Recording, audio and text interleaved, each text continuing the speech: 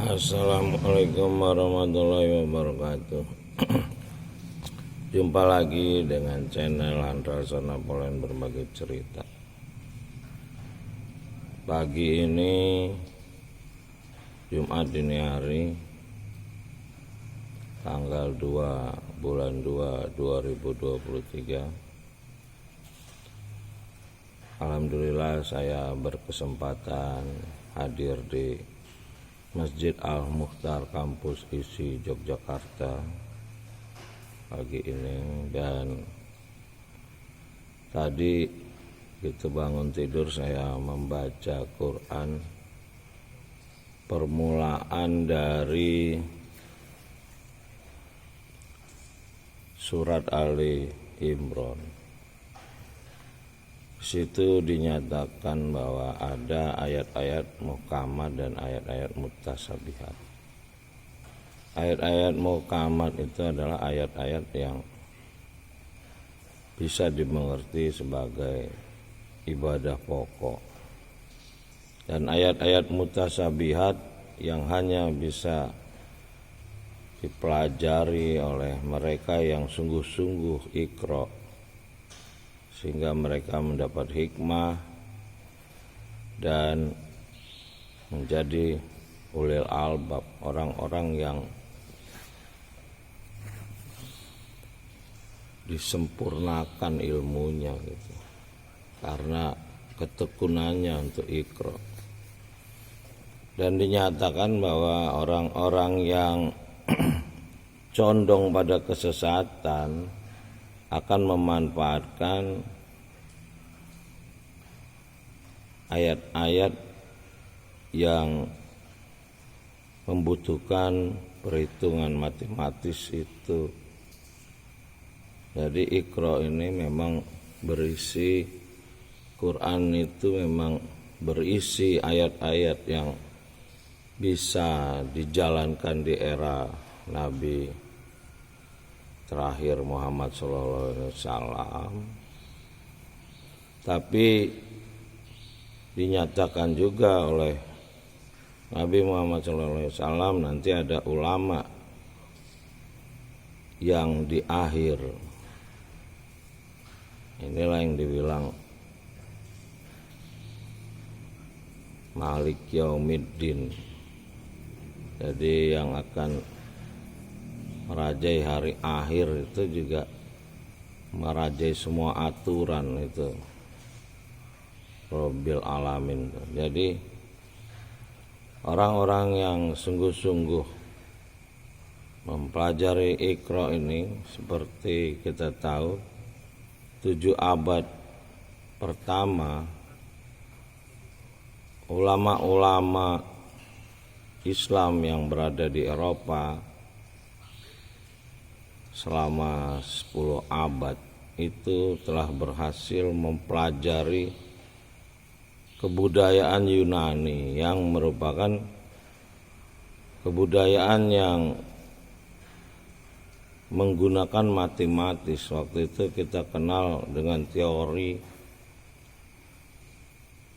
Helenisme kalau nggak salah, itu tentang manusia itu akan meleleh menjadi cahaya gitu. Jadi orang-orang Yunani ini kita kenal ada hukum Archimedes, lalu ada Socrates, Aristoteles. Nah, ilmuwan-ilmuwan ini berhasil diangkat ilmunya oleh ilmuwan-ilmuwan Muslim ketika di Eropa yang menekuni Iqra, sehingga lahirlah angka 0 pada perhitungan aljabar, lahirlah logaritma. Nah, ternyata memang orang Yunani ini dulu adalah di bawah Iskandar Zulkarnain. Yunani dahulu sebelum Socrates dan lain-lain itu ternyata adalah Iskandar Zulkarnain ini, Perdana Menterinya Nabi Haidir Mulkan. Dia memang nabi yang menjadi gurunya dari Nabi Musa alaihissalam. Nah,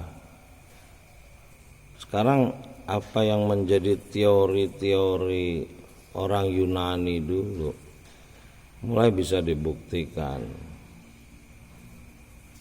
Jadi ada ilmuwan Einstein yang membuktikan rumus cahaya, dan dia yakin dengan hukum pencipta langit dan bumi itu adalah hukum mutlak pasti, satu hukum yang pasti. Lalu ternyata Einstein ini jangan-jangan memang gurunya orang Yahudi yang mempelajari kitab Quran.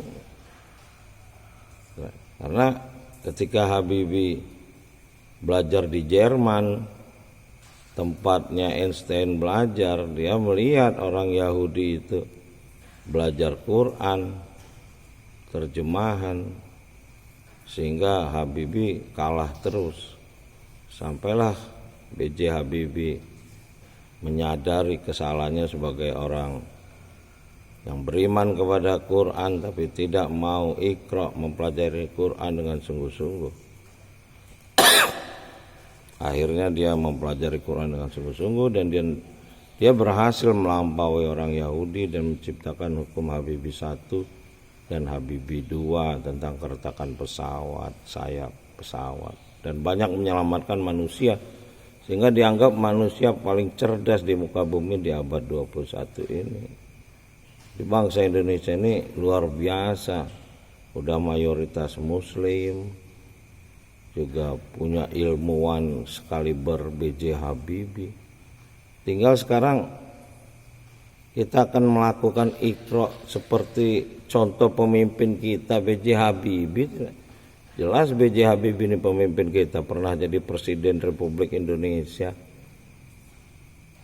Sebelumnya ada Insinyur Soekarno. Jadi kita ini sebetulnya bangsa yang sangat cerdas, muka bumi ini diakui. Disinilah banyak para pengkhianat yang berusaha juga menghalangi jalan kepada pencipta langit dan bumi ini, sehingga penyimpangan terhadap iqra Quran ini, terjemahan, dilakukan oleh berbagai cara, termasuk orang-orang seluruh dunia yang memang ingkar. Lahirlah koran, jadi Quran tidak dibaca. Orang Indonesia dikasih koran bacaan yang tidak punya nilai, yang jadi bungkus makanan, itu kertas koran katanya. Dan ini tertanam di bangsa Indonesia ini menjadi sangat bodoh gitu. Dia melihat Quran itu mungkin udah kertas usang gitu. Itulah yang dibilang Quran dilempar ke belakang.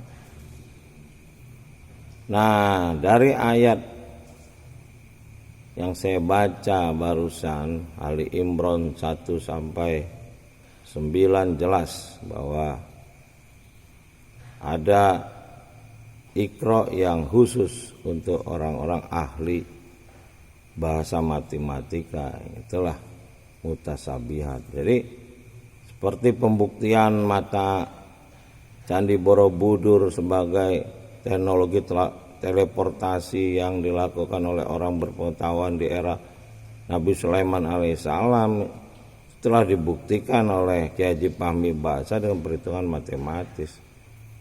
Nah, orang-orang yang condong pada kesesatan membantahnya dengan bahasa lisan yang nggak nyambung lah. Kalau mau belajar dulu matematik baru bisa diskusi gitu loh. Jadi ya akuilah keunggulan orang lain, sehingga kalau Anda punya niat baik ya mudah-mudahan tidak tersesat seperti yang dinyatakan di Quran. Ya memang ada 3 jalan, jalan yang diberi nikmat, jalan yang sesat, dan jalan yang dimurkai. Dan hari ini hampir di seluruh dunia jalan yang sesat ini sudah disinyalir oleh Nabi Muhammad ketika Islam nanti mengalami kekacauan. Lihat Madinah, karena di Madinah masih ada orang yang sholat dengan Quran secara utuh dari awal sampai akhir. Demikian, mudah-mudahan menjadi inspirasi kita bersama untuk Iqra, membaca Quran terjemahan dari pangkal sampai akhir, sehingga kita sebagai manusia memiliki hikmah dan dipersatukan dengan Quran untuk memperbaiki alam semesta sesuai dengan perintah di surat Al-Baqarah. Saya harap banyak sahabat yang turut aktif memberi saran, pemikiran, masukan pada channel Handrason Napoleon Berbagi Cerita. Mudah-mudahan kita berhasil membangun satu bangsa yang akan merubah alam semesta ini menjadi peradaban manusia yang memang dimuliakan pencipta langit dan bumi. Assalamualaikum warahmatullahi wabarakatuh.